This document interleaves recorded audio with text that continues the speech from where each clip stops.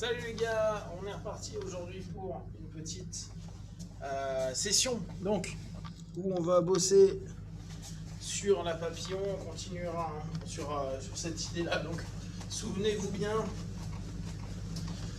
ce principe du crochet, ce principe des grippes qui vont être importants, hein, soit des grippes col manche, soit des grippes col-col, transitoirement bien sûr, hein. Col au niveau bas du kimono et tous les grips qu'on peut avoir sur des hugs. Donc on pense bien à suivre le partenaire pour aller sur le travail de contact avec la cale et ce qu'on a pu voir hier sur la notion de l'exercice, un petit peu d'opposition, c'est de tenter de garder le centre. Donc là, on est dans rien de nouveau, on est toujours dans cet esprit d'esgrime qu'on retrouve beaucoup d'habitude un peu plus sur des modèles de Luta, où vu qu'il y a peu de grip, l'esgrime devient essentiel. Mais là, on se rend compte que tout le boulot qu'on cherche à faire est basé en étant au centre du partenaire. Donc on garde en tête cette notion de se dire je dois pas le laisser trop facilement prendre le centre, et dans ce cas là je m'écarte un peu, je reprends la distance pour reprendre le centre, et bien sûr si j'ai du grip je peux aller recomposer. En réalité, ça, souvenez-vous, on l'a vu, hein, c'était tout le principe qu'on avait sur l'échauffement. On est on décale, et là on revient. D'accord? Donc, quand on est en train de bosser sur ce mouvement tout simple, on se souvient bien que ce mouvement tout simple, il a un sens. Je fais ce mouvement pour quand je fais hipscape, revenir à l'intérieur. D'accord? Je fais un hipscape, je reviens à l'intérieur. Et vu que là on va partir sur de la butterfly, le gars a commencé à prendre le centre, à m'écraser un petit peu, un peu de hipscape, revenir à l'intérieur, se remonter, soit de cette façon-là, soit sur une fesse. Par contre, éviter comme ça parce que là on n'a pas de base. Donc on est vraiment sur cette idée là constamment. Je peux avoir mon grip, je tente d'avoir un jeu avec le partenaire, mon pied à l'intérieur, le mec commence à revenir à la base, je vais tenter de revenir à l'intérieur. Si j'y arrive pas, j'escape un petit peu, je reviens, je me redresse et je vois comment je peux gérer mon partenaire. Et on continue un petit peu ça.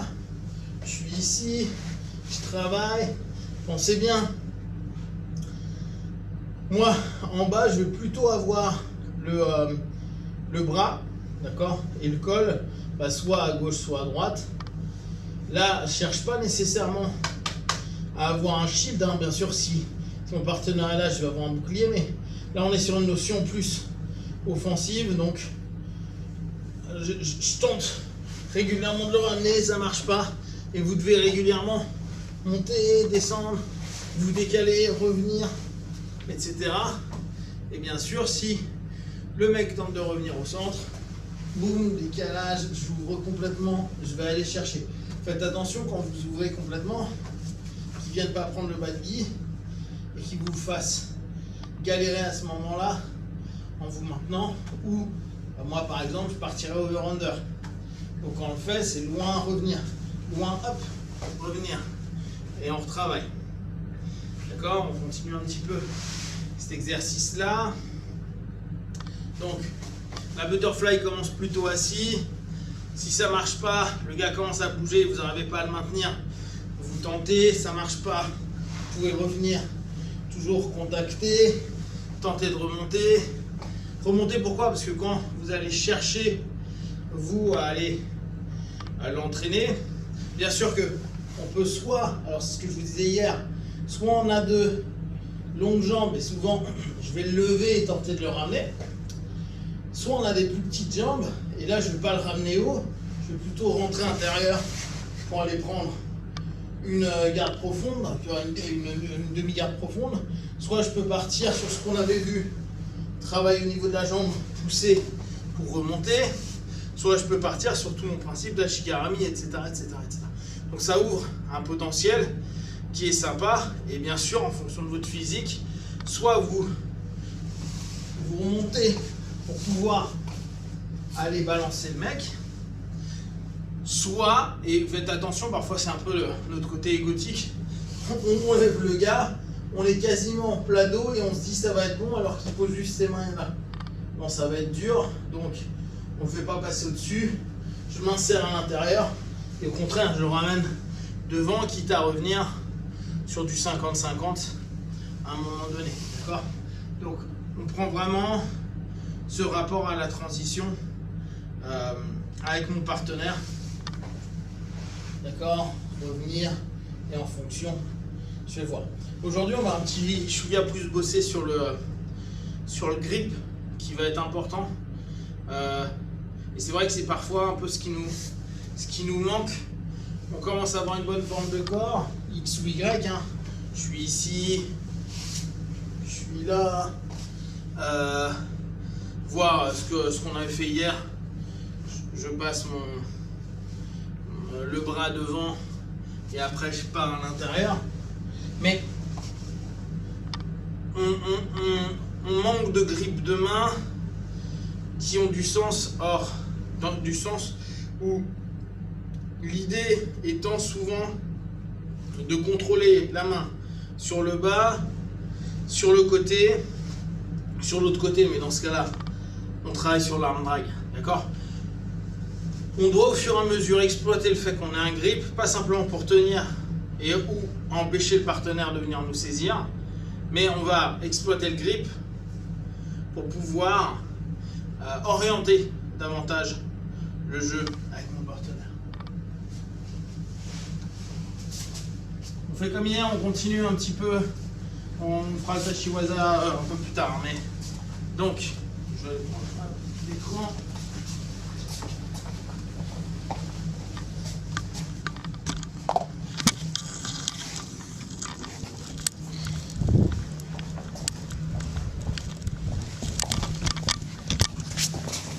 Donc, aujourd'hui, ce qui va nous intéresser, c'est notre grip, d'accord?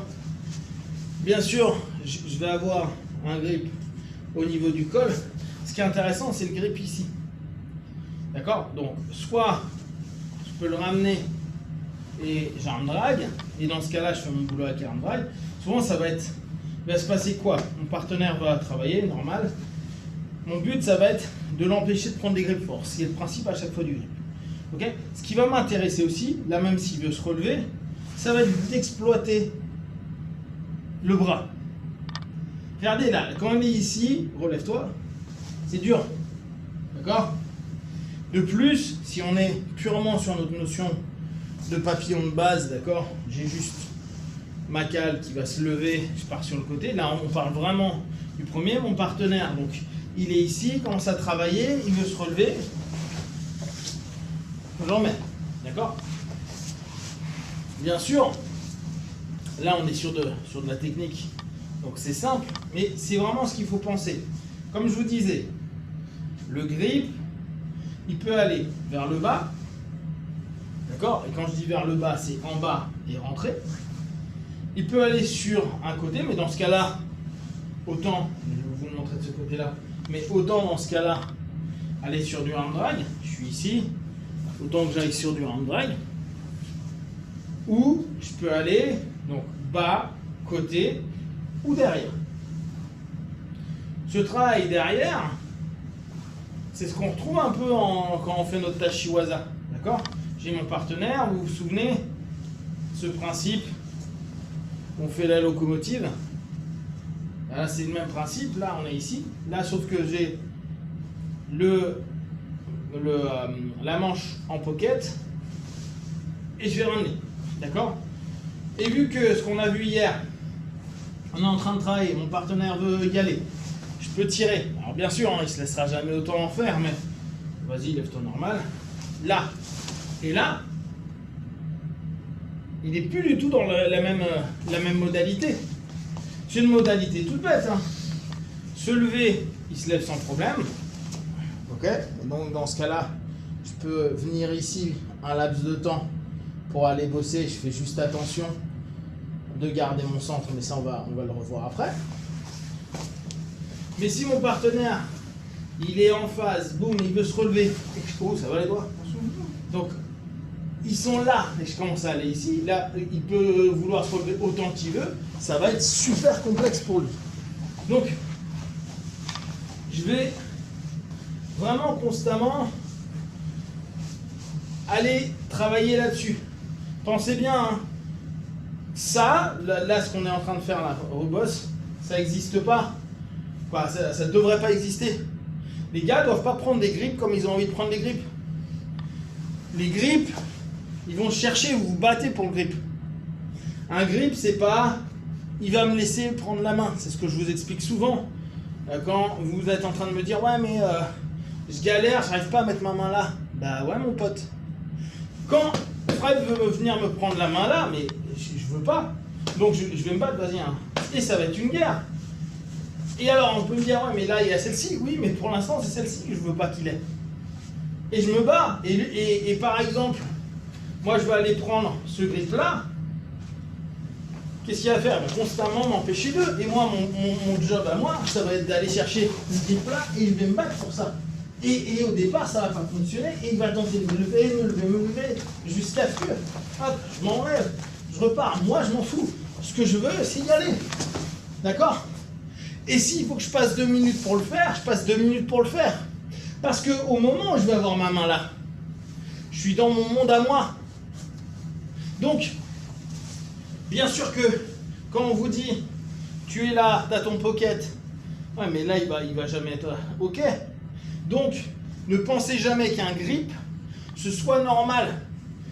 Quand je vous dis je vais prendre ici ou je prends là, ça dépend d'une part de ce que je veux faire et d'autre part de ce que je peux faire. Si je suis là et que toutes les 10 secondes il me pète mon grip, je vais peut-être me dire au bout d'un moment tiens je vais passer là. D'accord? Pour peut-être, ne serait-ce qu'un laps de temps, le faire réagir, reprendre mon grip, parce que là, il a autre chose à penser. Donc, les grips, c'est un élément essentiel de notre jeu. Premier élément qu'on doit avoir quand on fait du jiu-jitsu, c'est gérer le grip. Mais les grips, on ne les obtient pas comme on a envie de les obtenir. Donc, là-dessus, le judo, je trouve, est bien plus avancé que le jiu-jitsu, avec tout le travail de kumikata.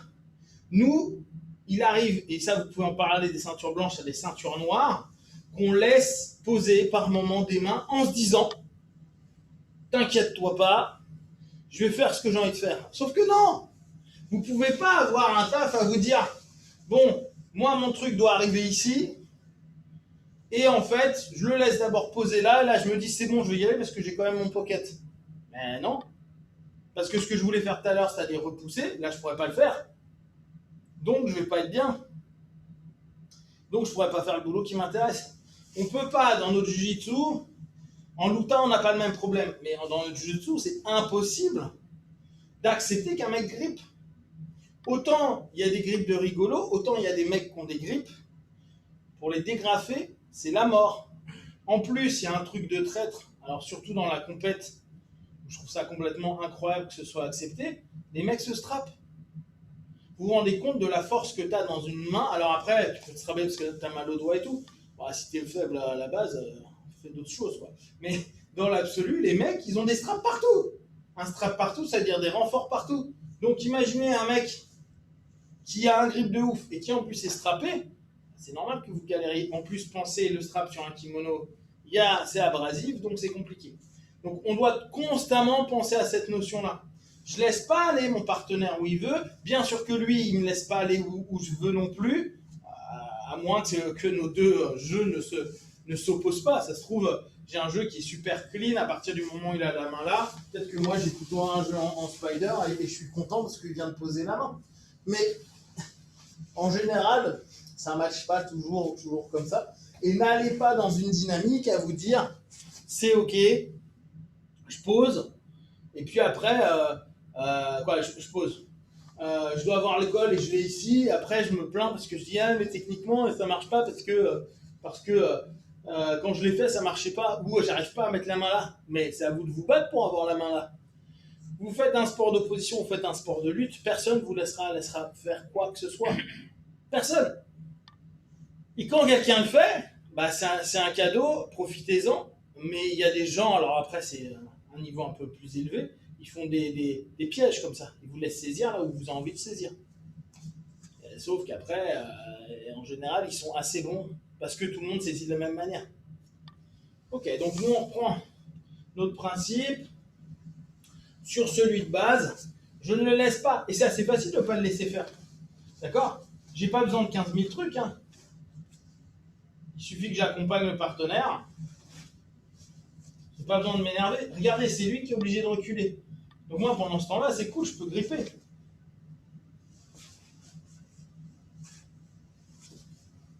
C'est chiant, hein.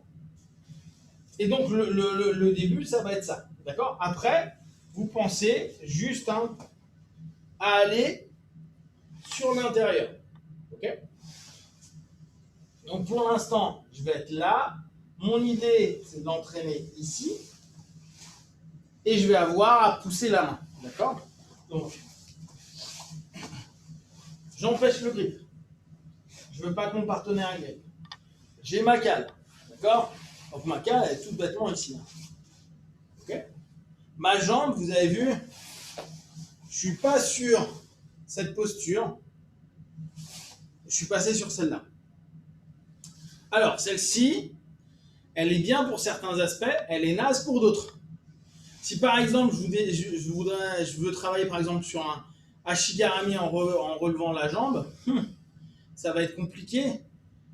En tout cas, ça ne va pas être le plus facile à exploiter. Pourquoi ? Parce que cette jambe-là va être gênée par cette jambe-ci. Nous, souvent, on le fait, on se met dans cette posture-là pour l'Ashigarami. Là, je suis sur un process de mon papillon où je veux sweeper mon partenaire. Donc, je vais avoir la dimension à me dire, je passe, je ramène derrière et je reviens. Plus je passe à l'intérieur ma jambe,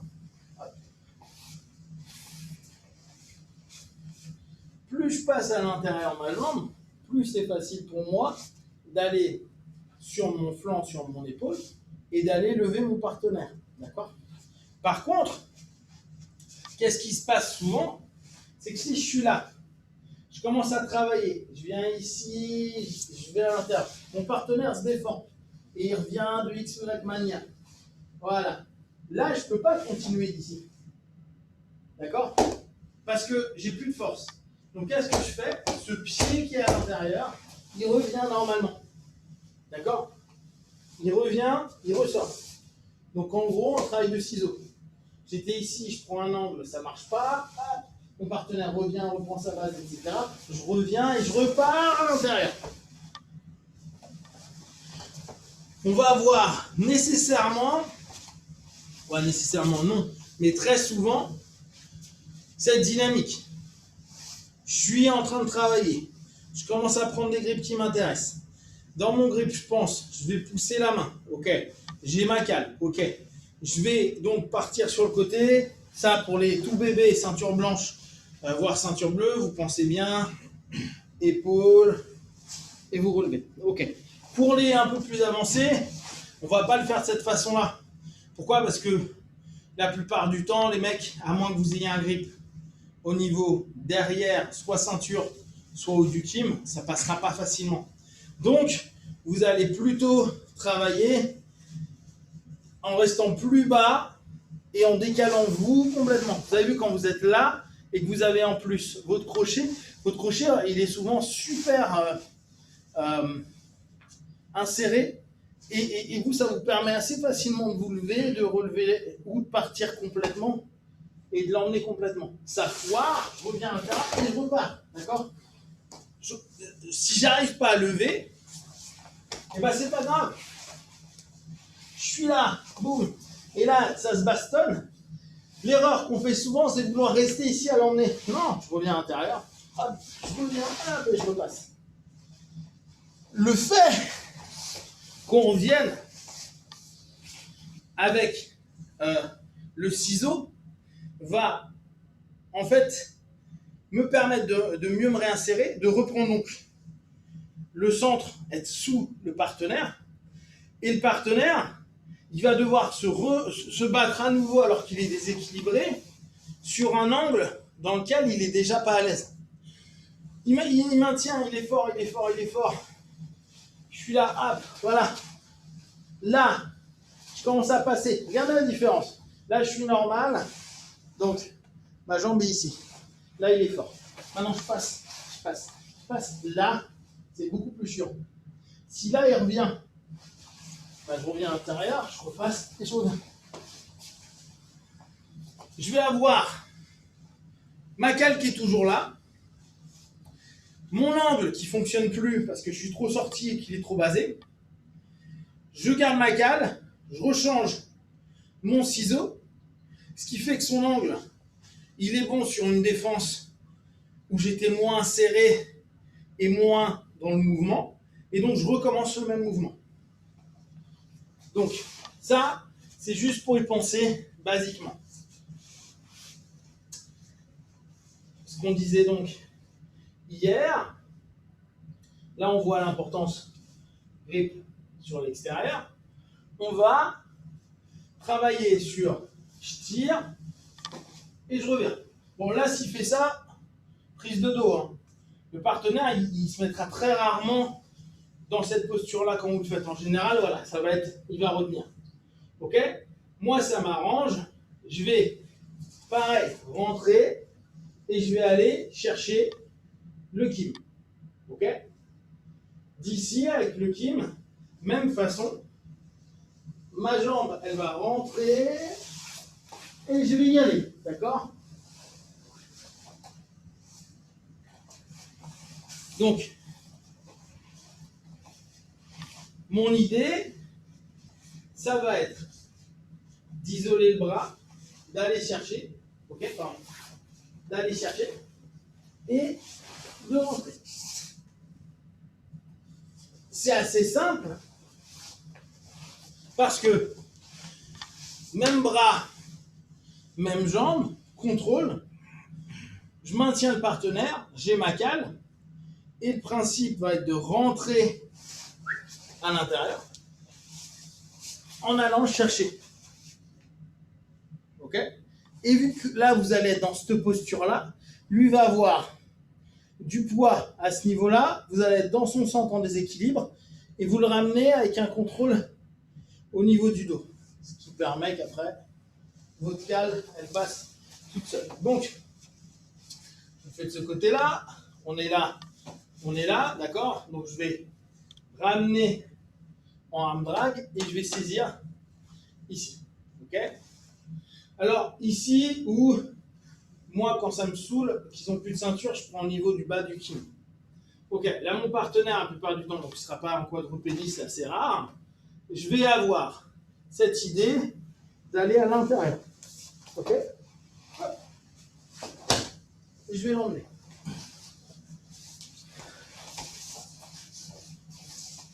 Je suis ici. Je suis là. Je drague mon partenaire. Je prends son lit. Je passe à l'intérieur. Et je relève. Donc, ce qui m'intéresse là, c'est le fait. Regardez comment ma jambe elle est.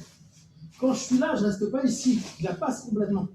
Là, lui, s'il a envie de partir, il n'a quasiment pas de poids d'appui. Son bras, il est mort. Et moi, plus je vais passer, moins il va pouvoir me tenir. Hop. Ma cale, elle est assez tranquille. Donc, on voit qu'il y en a un. J'entraîne sur l'arrière au niveau du grip. Là, on voit que j'ai un grip que je peux aller travailler assez facilement. Je suis là. 1, 2. Ok? Vous pouvez prendre un 2-1 au départ. Vous pouvez, après ça va être vraiment en fonction de vous, juste un grip poignet, un grip ici. Vous pouvez maintenir le grip poignet pendant un laps de temps, switcher, reprendre. Quand vous n'arrivez pas à prendre la ceinture, ce qui arrive assez souvent, moi je prends comme en judo, je prends le kim. Boum. D'accord? Là, même si lui il veut se relever, je m'en fous. Et vous avez vu, c'est à ce moment-là où je suis en train de sortir ma jambe. Là, ici, ça va être compliqué pour lui. Là, on a vraiment une technique de levier où, logiquement, qu'importe poids, taille du partenaire, vu la cale que vous avez, à peu près tout le monde, qu'importe sa force, votre ou autre, vous allez y arriver. Vous êtes calé à l'intérieur. Vous avez un levier donc de ouf pour le partenaire. Il n'a plus de quoi protéger immédiatement sa main, sa base avec sa main. Et en plus, vous avez un grip en hug qui est fort. Alors, bien sûr, là encore, on revient, c'est toujours la même chose. On doit le garder d'un point de vue dans l'esprit. Je suis là, je travaille, arm drag, je reviens, ça ne marche pas. N'hésitez pas à hugger simplement. D'accord? Il y a des moments, sa ceinture est tombée ou autre. Là, ça ne fonctionne pas. Je hug. Je hug. Et quand le partenaire, souvent, va vouloir remonter ou autre, c'est pas un problème. Je passe à l'intérieur. Ok? Alors, le hug sera peut-être moins simple quand vous allez être petit. Donc, je vous invite, quand vous êtes plus petit, à aller prendre plutôt le gi. Mais pensez que ça, c'est quelque chose que vous pouvez passer aussi bien sur votre phase kimono que sur votre phase luta. D'accord? 1, boum, 2, je reviens. Là, vous avez vu, ma base, pour l'instant, elle n'a pas bougé. Mon partenaire va vouloir se relever. Parce qu'il se relève, je peux y aller. J'ai enlevé ma cale avant, excusez. Je suis revenu sur une demi-garde classique, pardon. Donc, je suis là. Hop, 1, boum. Là, c'est intéressant. Vous voyez, si je ne passe pas cette jambe-là, bah, je ne vais pas y arriver. Donc, ce qu'on a fait précédemment a du sens. 1, je passe vers moi et j'y vais. Si là, il veut se poser ici, vous kickez de l'autre côté. Et vous allez récupérer bien.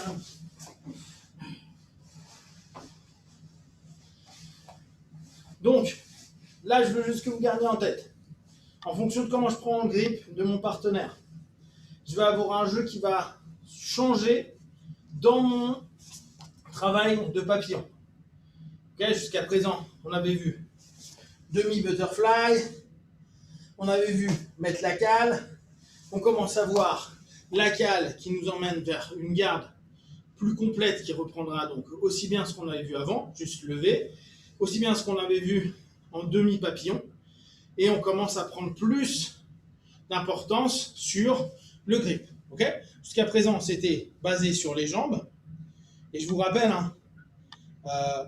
sur les jambes, quand on est en demi-papillon, donc la demi, je vous rappelle, on est là,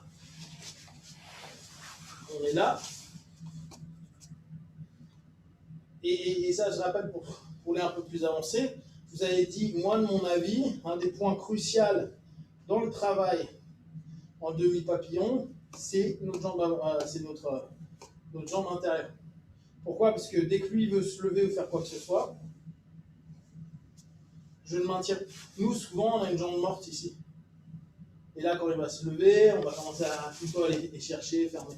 Alors que si je suis là et juste je descends, ok? Ça paraît tout bête, hein, mais on en avait parlé avec Willem, Mehdi, etc., etc. Et Simon. On est trop parfois en train de se dire, ouais, il faut absolument que je passe ça là, gna, gna, gna. Ouais, mais si tu passes ça là et que tu es ici, le mec il peut te tuer assez rapidement et c'est con. Si par contre, je suis là et je ramène ici, il peut se lever et là, ça va être beaucoup plus dur. D'accord? Donc, on avait vu posture de jambes sur les semaines passées, et petit à petit, on commence à se dire, ok, mais comment je grip?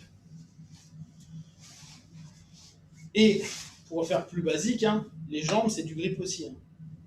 C'est ce qu'on pourrait appeler le grip de jambes. Donc, la priorité dans notre jiu-jitsu, c'est les grips. Si on n'a pas de grip, si on ne fait pas correctement, si on ne les place pas, si on ne les impose pas, on n'a pas un avantage à un moment donné vis-à-vis du partenaire. Et si vous en doutez, je vous invite à faire des randonnées avec Willem, Sébastien et Mehdi en judo, et vous allez voir ce qui se passe quand vous ne posez pas vos mains de manière correcte et que eux, ils ont les mains posées. Le jiu-jitsu admet plus d'erreurs que le judo peut en admettre au niveau des grips. Le judo, ils sont devenus si forts par rapport à ça, parce que s'il y a un mauvais grip et que le gars a un grip fort, ça risque de faire splash. Nous, au pire, ça risque de « Ah, il est en train de passer ma garde, mais j'ai une garde super flexible, donc je vais revenir. » Et je me dis, c'était pas trop grave, alors qu'en fait, c'était super grave. Et puis, si le mec a un gros niveau, bah là, il nous massacre, et puis on en parle plus. Donc, on se revoit jeudi. Je vous dis à très vite. Oussou!